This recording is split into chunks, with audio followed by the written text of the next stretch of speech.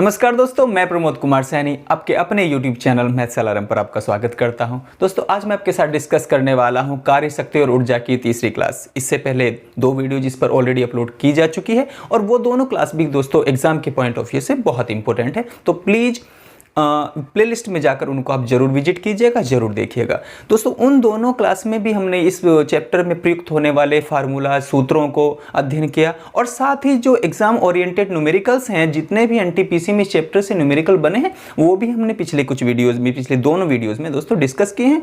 और इसके अलावा जितने न्यूमेरिकल्स अभी इसके बचे हैं जो एग्जाम में आए हुए हैं उनको आज हम तीसरी क्लास में डिस्कस करेंगे। और ऑलमोस्ट इस चैप्टर में जितने भी न्यूमेरिकल एग्जाम्स के लिए बनते हैं उनको हम एक तरीके से फिनिश कर लेंगे। तो दोस्तों उसी कड़ी में आज तीसरी क्लास भी शुरुआत करते हैं और शुरुआत करते हैं कुछ एक ऐसे क्वेश्चन से जो हाल ही के हमारे 2018 के एनटीपीसी एग्जाम में हमसे पूछा गया था। तो चलिए दोस्तों कैसे करेंगे इस क्वेश्चन को समझते हैं। दोस्तों कहा गया था कि भाई m द्रव्यमान का एक कण v वेग से स्मॉल v वेग से गतिमान है, वह 2m यानी कि दुगने द्रव्यमान 2m द्रव्यमान के एक अन्य स्थिर कण रुके हुए पिंड या कण से जाकर टकराता है और उससे चिपक जाता है, यानी कि एक निकाय का निर्माण वो कर लेते हैं। तो भाई पूछा गया कि निकाय का वेग ज्ञात करो। ठीक है, मैंने इस बार ऑप्शन नहीं लिखे, डायरेक्ट समझते हैं इस बात को। देखिए जब भी एक दो पिंड या दो कण अलग अलग वेग से आकर एक दूसरे से टकरा जाएं तो होगा क्या कि एक इधर से आ रहा हो एक इधर से, जिसमें जो ज़्यादा वजन जिसमें होगा, भार ज़्यादा होगा, द्रव्यमान ज़्यादा होगा, वेग ज़्यादा होगा, तो वो दूसरे को अपनी ओर खिसका ले जाएगा दोस्तों। या फिर एक स्थिर हो एक गतिमान हो तो दूसरे जो स्थिर कण है या पिंड है उसको भी गतिशील कर देगा, एक साथ चिपक जाएंगे।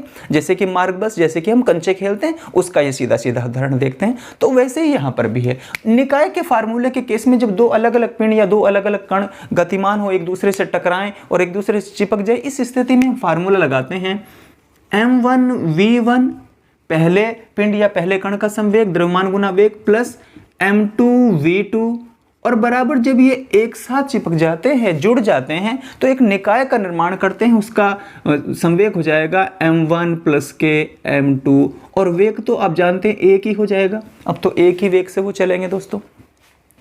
तो भाई ये फार्मूला इस केस में लगता है। अब पहले पिंड या पहले कण का द्रव्यमान तो m है, उसका वेग v है, प्लस के दूसरे का द्रव्यमान 2m है और वेग क्या है 0। वेग क्योंकि वो स्थिर है तो स्थिर कण का वेग तो हमें 0 रखना पड़ेगा, वो गतिहीन है, उसमें कोई गति नहीं, मोशन ही नहीं है।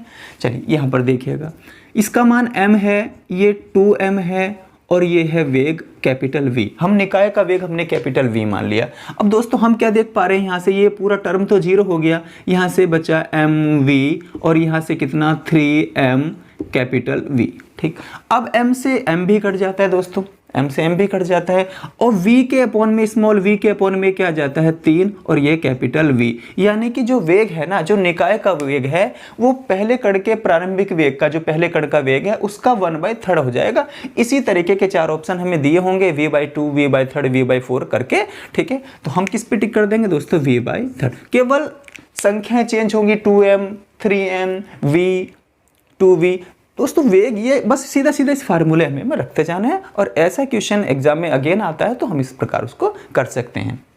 अब यहाँ पर देखिए दोस्तों स्प्रिंग नियतांक, ये जितने भी फार्मूले हम लग रहे हैं हमने पहली क्लास में इनको डिस्कस कर लिया कि भाई ऐसे ऐसे ये फार्मूले हमने अप्लाई करने हैं, लगाने हैं अगर न्यूमेरिकल हमसे पूछे जाते हैं। तो अब पिछली दो क्लास से आज की क्लास और पिछली क्लास में तो केवल हम न्यूमेरिकल डिस्कस कर रहे हैं जो एग्जाम में हमसे पूछे गए हैं। तो दोस्तों अगले इस क्वेश्चन को भी देखते हैं कि भाई किसी स्प्रिंग का स्प्रिंग नियतांक 100 न्यूटन प्रति मीटर हो और उसकी लंबाई में 60 सेंटीमीटर से 70 सेंटीमीटर का परिवर्तन हो या लंबाई जो 60 से 70 कर दी जाए तो स्प्रिंग में संचित स्थितिज ऊर्जा का मान गया। स्प्रिंग में संचित स्थितिज ऊर्जा पूछी है। तो दोस्तों इसका फार्मूला हमने पढ़ा है भाई कि स्प्रिंग में संचित स्थितिज ऊर्जा का फार्मूला दोस्तों हम जानते हैं और हमें पता होना चाहिए कि 1/2 kx² होता है, 1/2 kx²। अब 1/2 kx, जहाँ k क्या है भाई स्प्रिंग नियतांक है और x क्या है लंबाई में परिवर्तन है। ठीक है ना, कि उसकी भाई लंबाई घटी है या बढ़ी है, स्प्रिंग से कोई चीज़ लटका देंगे तो वो लंबाई ज़्यादा हो जाएगी, उसको उतार देंगे वस्तु को या भार को तो स्प्रिंग थोड़ा ऊपर चला जाएगा, अपनी सामान्य लंबाई से भी छोटा हो जाएगा। तो यानी कि लंबाई में होने वाले परिवर्तन को हम यहाँ x से डिनोट कर रहे हैं। तो दोस्तों हमें सब कुछ पता है, यहाँ पर हमें दिया गया 1/2, स्प्रिंग नियतांक का मान 100 दिया है, गुना भाई लंबाई में परिवर्तन कितना हुआ है, 60 से 70 बढ़ी है, तो परिवर्तन कितना है, चेंज कितना है, 10 सेंटीमीटर का। लेकिन जो स्प्रिंग नियतांक है वो ऑलरेडी हमें मीटर में दिया गया था, तो हमें पूरा क्वेश्चन एक ही मात्रक में यानी कि मीटर में करना पड़ेगा। तो दोस्तों 10 सेंटीमीटर, 10 गुना 10 लिखूंगा कि नहीं, क्यों, क्योंकि x का वर्ग हो रहा है, लंबाई जो 2 बार बढ़ानी पड़ेगी मुझे, 10 से 60 से 70 हुई है तो 10 सेंटीमीटर बढ़ी, ठीक। तो 10 गुना 10 लिखूंगा वर्ग की वजह से। अब दोनों ही बार सेंटीमीटर है तो दोनों ही बार में सेंटीमीटर को 100 से भाग करके मीटर में चेंज कर लूंगा, कि इस 10 के बटे में भी 100 लिखेंगे और इस 10 के बटे में भी 100 लिखेंगे। अब हम क्या देख पा रहे हैं दोस्तों, इस 100 से ये 100 कट जाता है और 10 दही 100, ऊपर वाले 100 से ये 100 कट जाता है, तो क्या बचा, 1/2 ही तो बचा नॉर्मल, और 1/2 का मतलब होता है दोस्तों 0.5 जूल, यानी कि स्प्रिंग में संचित स्थितिज ऊर्जा का मान दोस्तों 0.5 जूल है। इसी प्रकार के ऑप्शन वहाँ दिए होंगे तो हम 0.5 जूल पर टिक करके आगे बढ़ जाएंगे, तो इस क्वेश्चन का हमें पूरा नंबर मिलता है दोस्तों। तो मैं समझता हूँ कि मैं दोनों क्वेश्चनों को आपको समझा पाया। चलिए मैं और अगले इंपॉर्टेंट क्वेश्चन आपके लिए लिख देता हूँ। अगले क्वेश्चन देखिए दोस्तों, 4 किलोग्राम द्रव्यमान वाली एक बॉल 8 मीटर प्रति सेकंड के वेग से चलते हुए 12 किलोग्राम द्रव्यमान की एक रुकी हुई अन्य बॉल से टकरा जाती, जिसे हमने पहला क्वेश्चन किया आज की वीडियो का। तो टकराने के बाद दोनों बॉल एक साथ चलने लगती हैं, जैसे कि मैंने पहले क्वेश्चन में जिक्र किया था, वो एक निकाय का रूप ले लेती हैं। इनका अंतिम वेग ज्ञात कीजिए। तो दोस्तों वही फार्मूला तो लगेगा कि m1 v1 प्लस के m2 v2 दूसरी बॉल के बारे में, और बराबर ये संयुक्त रूप से जब एक साथ चलने लगे m1 प्लस के m2, और ये संयुक्त निकाय का वेग हो गया v।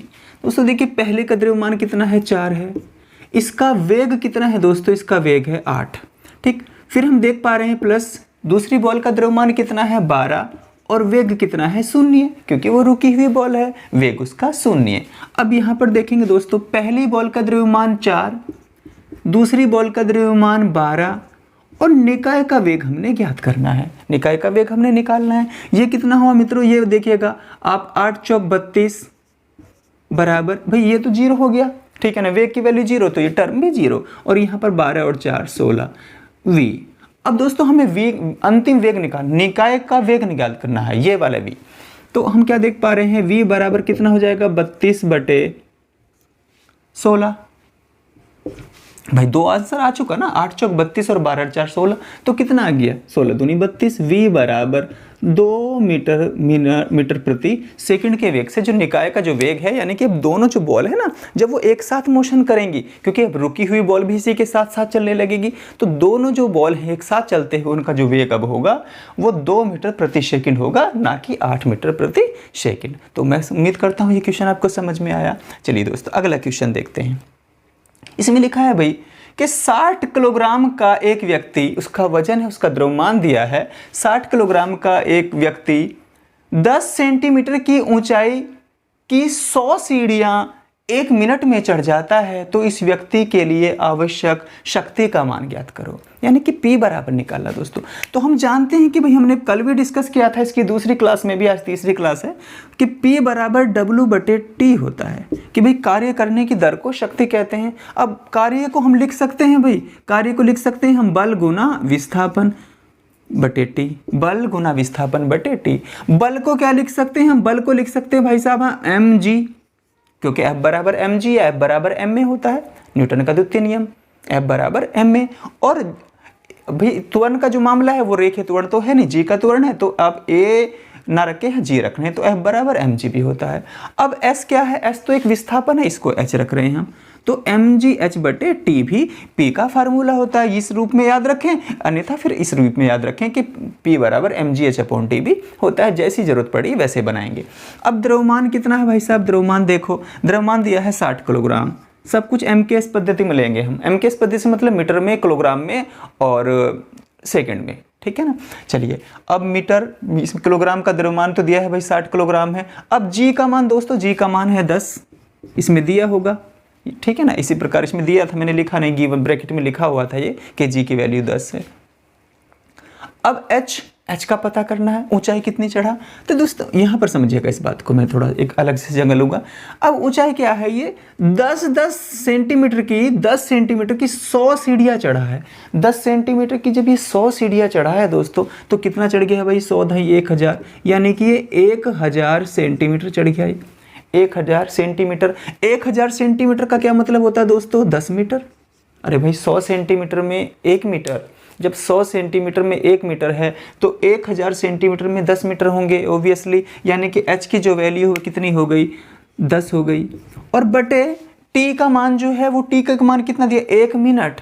1 मिनट, अब एम के पद्धति में बना रहे हैं इसको, तो मिनट में तो नहीं रहने देंगे ना समय को बदल लेंगे हम सेकंड में, और 1 मिनट में 60 सेकंड होते हैं, तो बटे में 60 रख लिया दोस्तों। 60 से 60 कट गया। इस प्रकार हम देख पा रहे हैं कि भाई P बराबर 10/100 वाट। इस व्यक्ति को 10 सेंटीमीटर की 100 सीढ़ियाँ चढ़ने के लिए, इस 60 किलोग्राम के व्यक्ति को 1000 सेंटीमीटर ऊपर चढ़ने के लिए कितनी शक्ति की आवश्यकता होगी, 100 वाट शक्ति की आवश्यकता होगी। ऐसे करके हम एग्जाम में ये नहीं लिखेंगे, डायरेक्ट ये लिख के सारे वैल्यू यहाँ पर पुट कर देंगे और आराम से अपने क्वेश्चन को सॉल्व करके 30-40 सेकंड में टिक करके आगे बढ़ जाएंगे और आराम से अपना नंबर बना लेंगे। चलिए दोस्तों, मैं अगले क्वेश्चन लिख देता हूँ। चलिए दोस्तों, अगला क्वेश्चन देखते हैं। किसी मोटर कार का द्रव्यमान 500 किलोग्राम है और वह 25 मीटर प्रति सेकंड के वेग से चल रही है।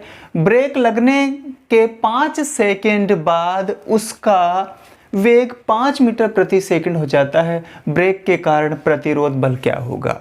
ठीक है दोस्तों, प्रतिरोध बल ज्ञात करना, हमें मंदन बल ज्ञात करना है। तो चलिए समझते हैं इस बात को भी। तो दोस्तों हम जानते हैं सीधा सीधा कि भाई F बराबर क्या होता है, बल का फार्मूला F बराबर ma, F बराबर ma, जहाँ F बल है, m द्रव्यमान है और ये त्वरण है, एक्सेलरेशन है।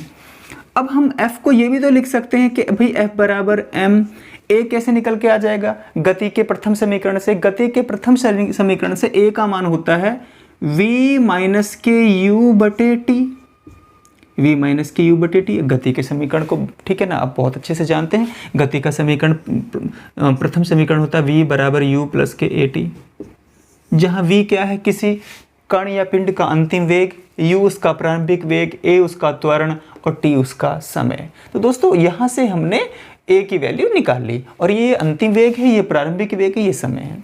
अब जब हमें ये सारी चीज़ें पता चल गई तो कहा है भाई हमसे तो बल पूछा है, F का वैल्यू पूछी है, द्रव्यमान तो दिया है कि नहीं, द्रव्यमान दिया है 500 किलोग्राम, M की वैल्यू हमने 500 रख ली। ब्रैकेट के अंदर देखिएगा V भी अंतिम वेग क्या है, अंतिम वेग दिया है। ब्रेक लगने के बाद जो अंतिम वेग हो जाता है, पहले तो वेग अच्छा खासा था 25 मीटर प्रति सेकंड, लेकिन अंतिम वेग हो जाता है 5 मीटर प्रति सेकंड का। तो v की वैल्यू 5 है, माइनस u का मान दोस्तों दिया है 25, और कितने समय में होती है घटना, 5 सेकंड बाद। जब वेग 25 था उसके 5 सेकंड बाद हमने ब्रेक लगाया है, तो दिया है कि भाई टी का मान जो है 5 सेकंड है। 5 हमने यहाँ पर रख लिया, टी की वैल्यू 5 सेकंड।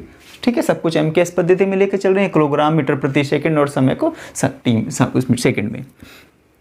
अब F बराबर दोस्तों हम देख पा रहे हैं F का मान 500 गुना माइनस के बचेंगे 5 में से 25 गए कितने, माइनस के 20 बटे 5, 20 बटे 5। 5 से दोस्तों इस 500 को काटिएगा कितनी बार, 100 बार, और F बराबर आ गया हमारा माइनस का 2000 न्यूटन। तो यानी कि प्रतिरोध बल कितना, माइनस के 2000 न्यूटन। अब ऑप्शन में कैसे थे, 1000 न्यूटन, माइनस नहीं था, पॉजिटिव लिया हुआ था उन्होंने। 1000 न्यूटन, 2000 न्यूटन, 3000 न्यूटन, 4000 न्यूटन। तो अब प्रतिरोध बल हम क्या लिख देंगे, किस पे टिक करेंगे, प्रतिरोध बल। दोस्तों हम लिख देंगे प्रतिरोध बल का मान यहाँ से 2000 न्यूटन। तो बहुत अच्छे से आपको समझ आया ये क्वेश्चन, ये भी सब एग्जाम में आए हुए क्वेश्चन है। तो हमें एक एक नंबर हमारे लिए कीमती है दोस्तों। साइंस में बहुत अच्छा स्कोर हमें करना है तो इन चैप्टरों को बहुत बारीकी से पढ़ना पड़ेगा। साइंस का बहुत अहम रोल रहेगा हमारे NTPC के मेंस और ग्रुप डी के एग्जाम में। अब आगे देखिएगा, विराम अवस्था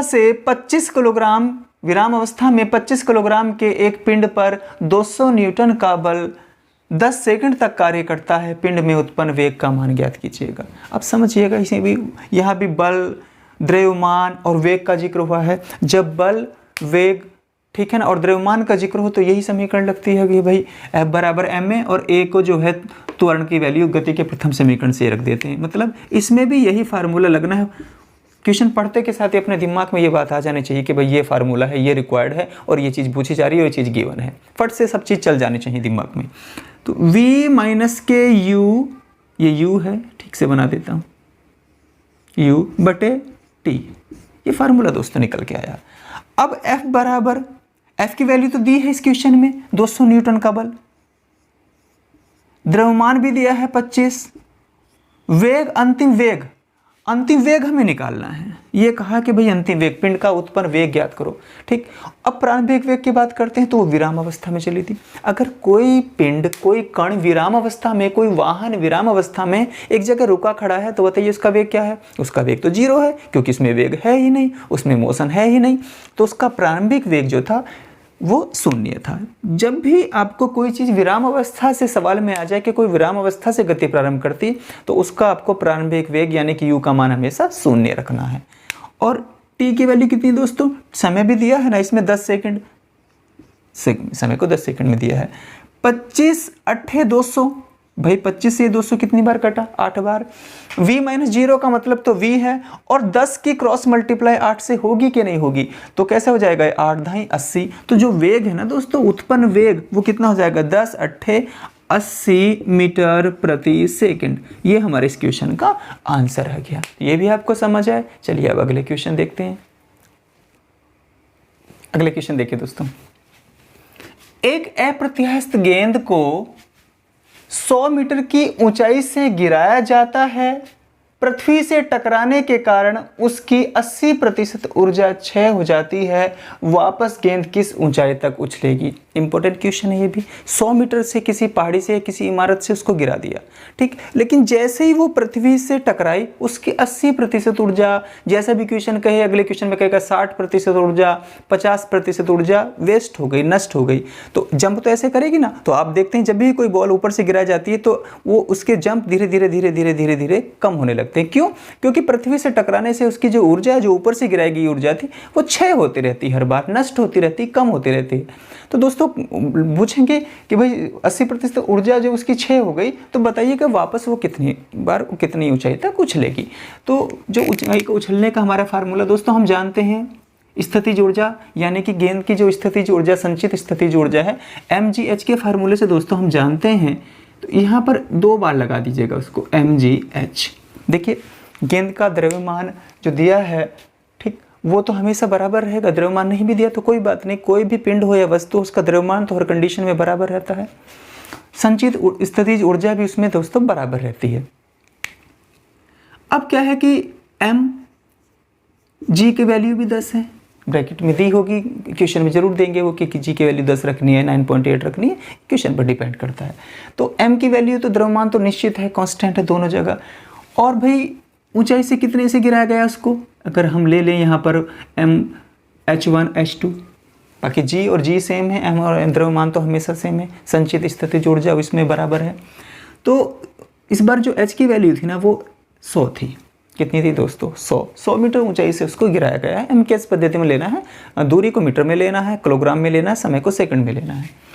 अब द्रव्यमान तो वही है, g की वैल्यू भी 10 ही है, और h2 ज्ञात करना कि वापस कितनी ऊंची उछलेगी। लेकिन यहाँ पर एक शर्त थी दोस्तों, जब ये पृथ्वी से आकर टकराई ना, ये वाली पहली संचित स्थितिज ऊर्जा, तो इसकी 80% ऊर्जा नष्ट हो गई। ये वो थी, ये उसको ऊपर से गिराते समय की ऊर्जा है mgh, ये वापस उछलते समय की ऊर्जा है mgh2।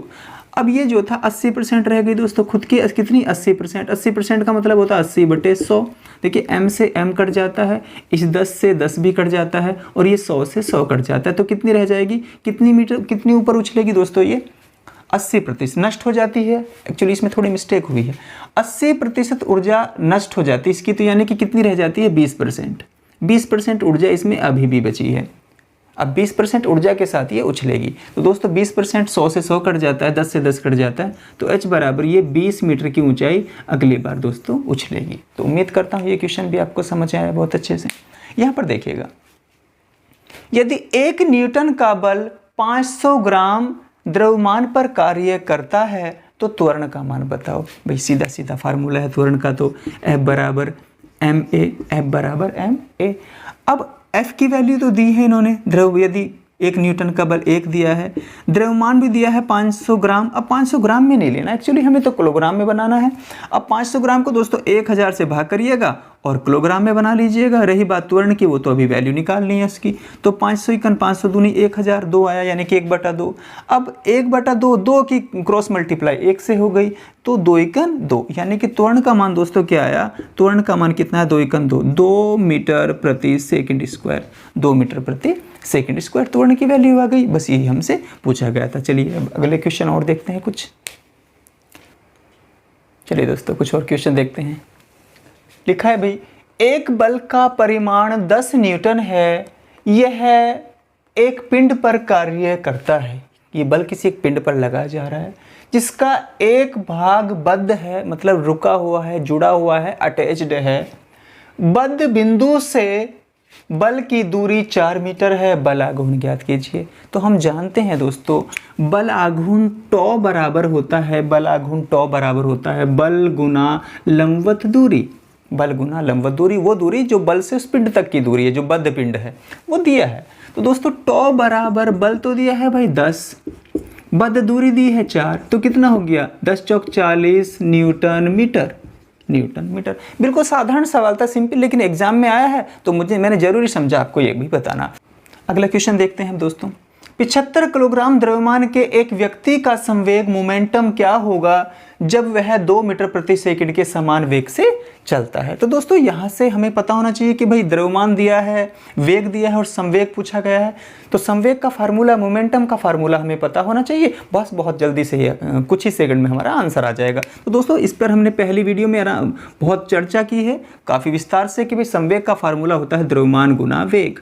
अब संवेग ही ज्ञात करना है। द्रव्यमान की वैल्यू 75 दी है और वेग की वैल्यू भी दी है दोस्तों 2 मीटर प्रति सेकंड। तो यानी कि संवेग का फार्मूला क्या हो गया, 75 दूनी 150, 150 किलोग्राम मीटर प्रति सेकंड। दोस्तों ये हमारा संवेग का मान आ गया। जहाँ पर भी 150 लिखो वहाँ पर हम टिक करके आगे बढ़ जाएंगे। ये मात्रक है संवेग का, वहाँ पर तो हमने संवेग की वीमा वगैरह भी हमने फिजिक्स की अपनी सीरीज में बनाई है पहले कुछ वीडियोस में। आप फिजिक्स को प्लेलिस्ट में जाकर बहुत अच्छे से पढ़िएगा। मैं इसमें हर वो कंटेंट दोस्तों आपको प्रोवाइड कराने वाला हूँ जो एग्जाम में आ रहा है। इसके अलावा भी, इसके अतिरिक्त भी अगर और क्वेश्चन बच जाते हैं तो उनको आप कमेंट बॉक्स में मुझ तक भेजिएगा, उनको लिख कर भेजिएगा। मैं उनके संभव हो सके जैसे समय मिलेगा उनके आंसर आप तक जरूर पहुँचाऊँगा।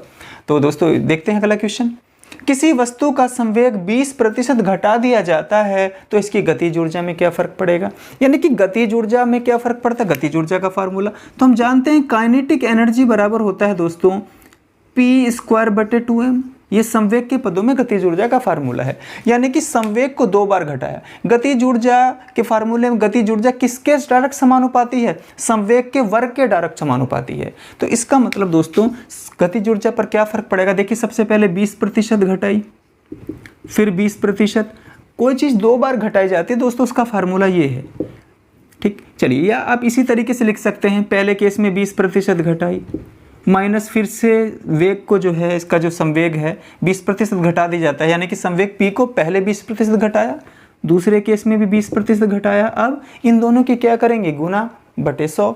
माइनस के 20 की गुना माइनस के 20 से करेंगे तो क्या हो जाएगा, प्लस के 400 और बटे में 100%। ये कितनी आया दोस्तों, 4 आया, ठीक है ना। तो माइनस के 40% प्लस के 4% कितना है दोस्तों, माइनस के 36%। इट मीन समझ रहे हो आप, ये वैसे तो बहुत बड़ा, अगर हम इसी पदों में रख के दोस्तों हम इसको सॉल्व करेंगे तो ये बहुत बड़ा क्वेश्चन हो जाएगा। हमने इसको मैथमेटिक्स की फॉर्म में बदल लिया कि भाई संवेग में जो है 20% घट रहा, हर बार कमी हो रही है, ठीक है ना। जैसे हम बट्टे को और प्रतिशतता में जो पढ़ते हैं वही इस रूप में भी इसको कर लिया कि 20% पहले केस में घटा, 20% क्योंकि वर्ग है तो 2 बार घटेगा, तो 20% माइनस 20% और माइनस माइनस प्लस 20 का 20 बटे 100।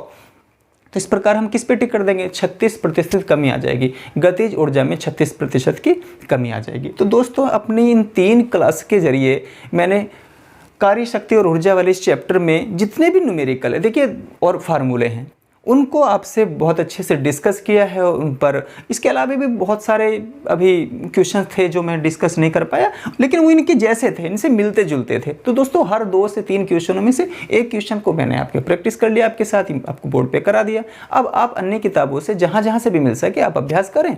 मैंने आपको तरीका बताया, आप मुझ तक उसको शेयर कर सकते हैं। तो दोस्तों उम्मीद करता हूँ ये सभी जो आज की क्लास आपको बहुत पसंद आई। अपने दोस्तों तक इस क्लास को जरूर पहुँचाएँ, इस वीडियो को जरूर शेयर करें, हमसे जुड़े रहें, हमारे चैनल को जरूर सब्सक्राइब करें दोस्तों। हम बहुत अच्छा कंटेंट आप तक पहुंचाते रहेंगे। चलिए इसी कड़ी में साइंस की अगली क्लास में आपसे बहुत जल्दी मुलाकात होगी। तब तक अपना ख्याल रखिएगा। Thank you for watching.